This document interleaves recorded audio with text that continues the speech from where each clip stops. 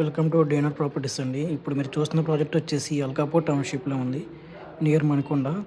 ఇవి 3 BHK apartments అండి. ఇది మనకి దీంట్లో టోటల్ 25 ఫ్లాట్స్ ఉంటాయి, 3 and 2 BHKs. దీంట్లో 3 BHK east and west side రావడం జరిగిందండి మనకి.